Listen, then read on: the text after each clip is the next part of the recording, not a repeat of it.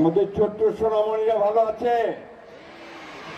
তোমরা খুশি হয়েছো আজকে? আমাদের সঙ্গে এমন একজন মেহমান আছেন যিনি সুদূর চীন দেশের বাংলাদেশের রাষ্ট্রদূত। তিনি তোমাদের জন্য এই ব্যাগগুলো পাঠিয়েছেন, এটা তার উপহার। তোমরা খুশি হয়েছো? তার জন্য এবার একটা জোরে হাততালি দাও। তোমরা চীন দেশের নাম শুনেছ? আমাদের কিছু দূরেই পাশেই ভারতবর্ষের একটা অংশ আছে, তারপরে চীন দেশ, বিরাট দেশ। চীনের প্রাচীনের নাম শুনেছ? অনেকেই শুনেছ, তাই না? পৃথিবীর 7টা আশ্চর্য স্থাপনার মধ্যে সেটা একটা, তাই না? তো আমরা সেই দেশের প্রতিনিধিকে আজকে আমাদের এখানে পেয়েছি। আমরা তার কাছে কৃতজ্ঞ। তিনি আমাদের বাচ্চাদের জন্য, স্কুলের বাচ্চাদের জন্য এই উপহারটি, ব্যাগটি আমাদের দিয়েছেন। তার মধ্যে রঙের পেন্সিল আছে, আরো কি কি আছে আমি ঠিক পুরোটা জানিও না। কিন্তু আমি যখন তাকে এখানে আসার জন্য অনুরোধ করেছি, তিনি রাজি হয়েছেন। আমি সেই জন্য তাকে আমার পক্ষ থেকে, তোমাদের পক্ষ থেকে আন্তরিক ধন্যবাদ জানাই। চীনের রাষ্ট্রদূত আমার একজন নিজস্ব ব্যক্তিগত বন্ধু। তার সঙ্গে আমার সম্পর্ক বেশ কিছুদিন ধরে খুব ঘনিষ্ঠ। আমি ইতিমধ্যে 2বার চীনে গেছি, তারও আগে আমি চীনে কয়েকবার গেছি। কিন্তু চীন প্রতিদিনই বদলায়, প্রতিদিনই তার উন্নত হয়, উন্নত থেকে উন্নততর হচ্ছে।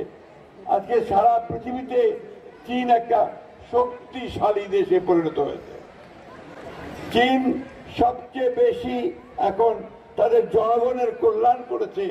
এখন বিভিন্ন দেশে তারা আমাদেরকে সেইভাবে আমাদেরকেও সমর্থন দিচ্ছে। আমাদের উন্নয়নের ক্ষেত্রে তারা আমাদেরকে সমর্থন দিচ্ছে। আমাদের রাস্তাঘাট, ব্রিজ, কালভার্ট, ইউনিভার্সিটি, এগুলো তারা বানানোর থেকে আমাদেরকে সমর্থন দিচ্ছে। সেই জন্যই আজকে আমি ওনাকে এখানে দাওয়াত করে এনেছি যে উনি আমাদের ঠাকুরগাঁও এলাকার জন্য ওনাকে দিয়ে আমরা কিছু কাজ করতে চাই।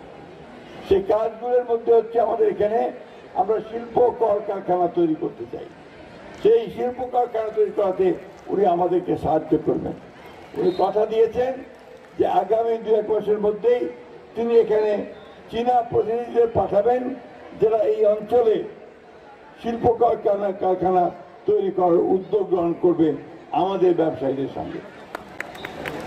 প্রিয় ছেলেমেয়েরা এবং প্রিয় ভাই বোনেরা, যারা গার্জিয়ানস আছেন, যারা এখানে অভিভাবক আছেন, আপনারা সবসময় মনে রাখবেন যে কোনো জাতি কখনো এমনি উন্নত হতে পারে না। আজকে চীন যে উন্নত হয়েছে, তার নিজের চেষ্টায় উন্নত হয়েছে। তার ছেলে মেয়েদের লেখাপড়া শিখে এবং আরো বেশি করে কাজ করে তার উন্নত হয়েছে। আমাদের বর্তমান প্রধানমন্ত্রীর নাম জানো তোমরা? প্রধানমন্ত্রীর নাম কে? জোরে বলো। তিনিও বলেছেন তিনি শিশুদের সঙ্গে কাজ করতে চান, শিশুদেরকে আরো বেশি লেখাপড়া শেখাতে চান, তাদেরকে উন্নত করতে চান। এই জন্য তিনি কতগুলো কাজ হাতে নিয়েছেন। একটা হচ্ছে তাদেরকে লেখাপড়ার সঙ্গে সঙ্গে তিনি বলেছেন সমস্ত বাচ্চাদেরকে তিনি ইউনিফর্ম দেবেন, আবার কিটস দেবেন, এবং বাচ্চারা যেন প্রতিযোগিতা করে টিকে থাকতে পারে সেই প্রশিক্ষণ তিনি তাদেরকে দেবেন। খেলাধুলা, কালচারাল অ্যাক্টিভিটিস সব তিনি করবেন।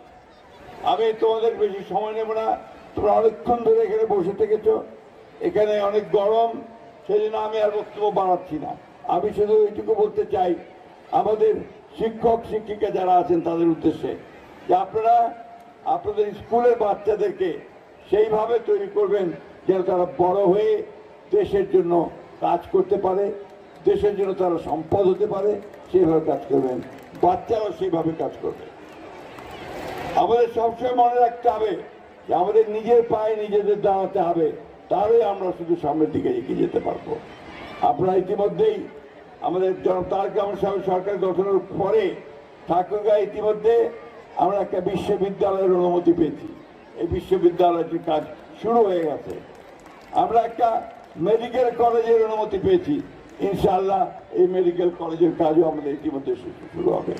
সেই কারণে আমরা যেন দ্রুত আমাদের অন্যান্য কাজগুলো করতে পারি, সেই ব্যবস্থাগুলো আমরা নিতে পারব।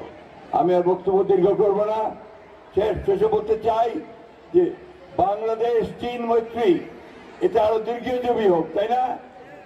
সবাই তোমরা একটা স্লোগান দিয়ে বলবে, Bangladesh China friendship long live, long live Bangladesh China friendship.